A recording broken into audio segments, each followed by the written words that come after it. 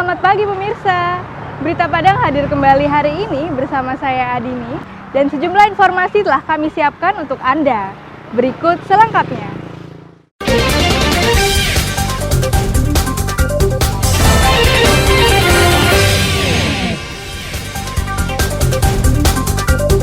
Pagar sekolah di Bukit Tinggi digembok. Orang tua murid protes anak mereka tak sekolah.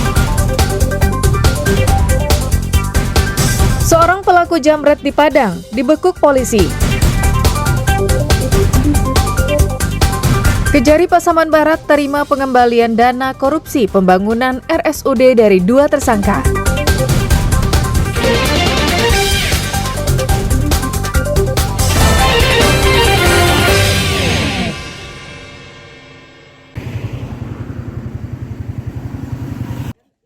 Murid SD sebuah sekolah swasta di Bukit Tinggi tidak bisa belajar seperti biasa pada Jumat pekan lalu. Pasalnya, pagar sekolah mereka digembok. Tidak diketahui siapa pelaku dan alasannya. Sejumlah orang tua murid mendatangi sekolah tersebut dan mempertanyakan kasusnya karena aksi tersebut berdampak pada anak-anak mereka.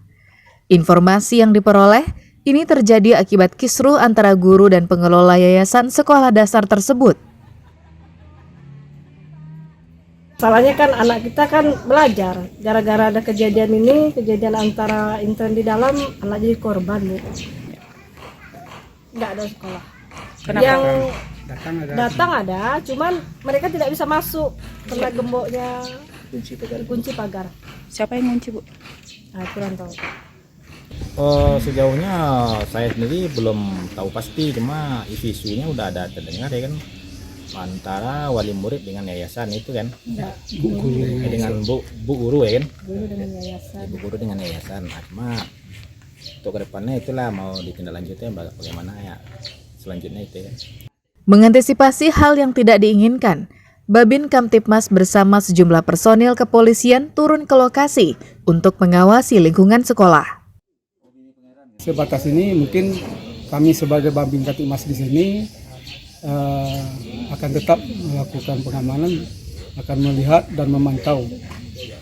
Mudah-mudahan permasalahan ini cepat selesai dan cepat teratasi di dalam intern yayasan dan SD Islam Al-Falah. Saat dikonfirmasi, ketua yayasan belum mau berkomentar banyak. Pihaknya akan rapat dengan guru dan kepala sekolah secara internal. Saya memutuskan Ambo akan mengisi uji pengurus lain. Berarti saat ini belum ada rapat atau pertemuan dengan guru.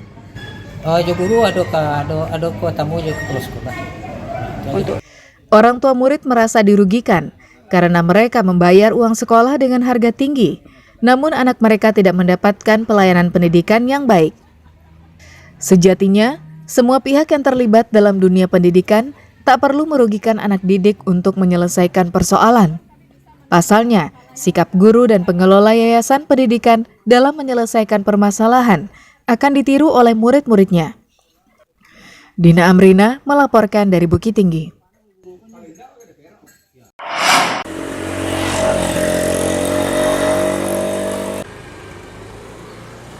Nasib pelajar Sekolah Dasar Negeri 04, Kecamatan 5, Koto Timur, Kabupaten Padang Pariaman sangat memprihatinkan.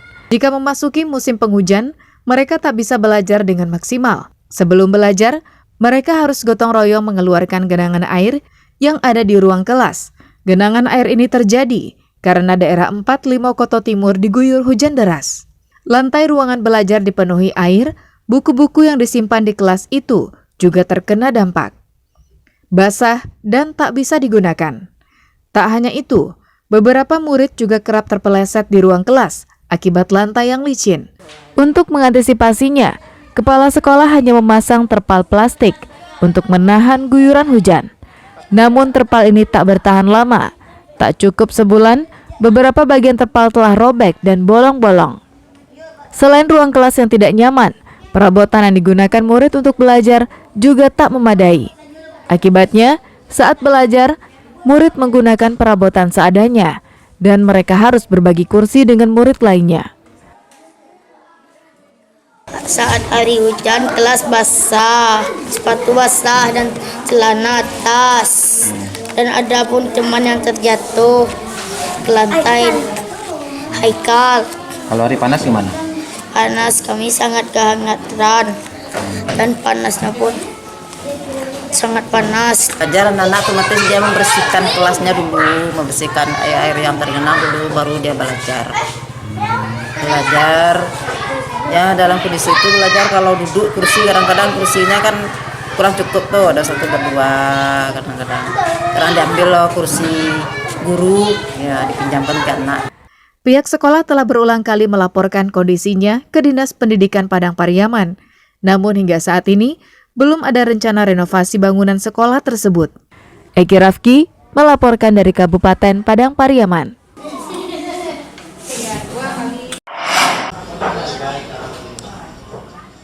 Sudah terhimpit, semakin terjepit. Itulah gambaran nasib pelaku usaha kecil pabrik roti di Padang saat ini. Usaha roti yang dikelola Surati ini telah berdiri sejak 6 tahun lalu. Sebelumnya, usahanya cukup berkembang dan mampu mempekerjakan lebih dari 10 karyawan. Namun, semenjak kenaikan harga bahan baku penting seperti tepung, mentega, dan telur ayam, produksi pabrik rotinya semakin merosot. Ia terpaksa mengurangi karyawannya.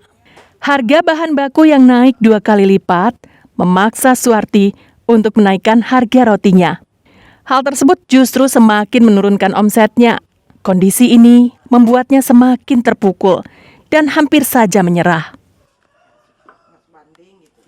Ya, ongkos produksi mahal, biaya bantuan apa kan, supaya anak-anak ini bisa kerja lagi gitu kan. Sekarang sekedar itu makan aja gitu kan.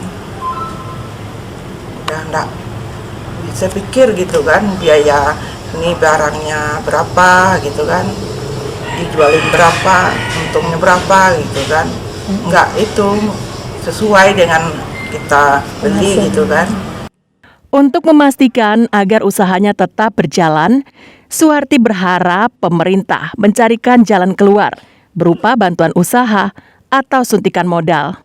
Dari Padang, Robi Ham melaporkan.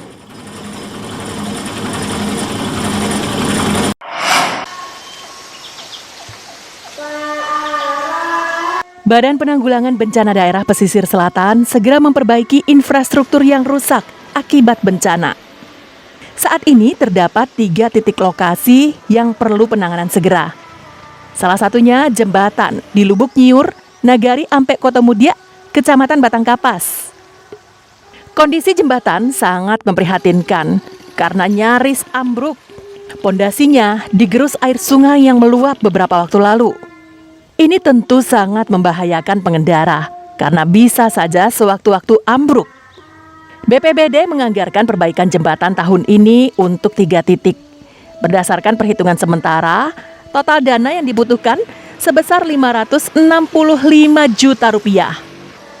Dana sebesar itu akan digunakan untuk perbaikan jembatan Lubuk Nyiur Batangkapas, badan jalan di Sungai Tawar Tarusan, serta irigasi di Suntur Tua.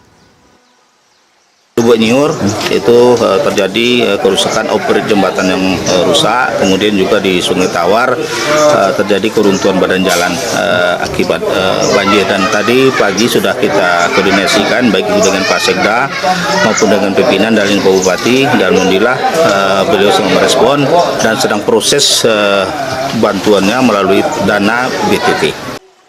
BPBD memperbaiki infrastruktur berdasarkan skala prioritas karena keterbatasan dana.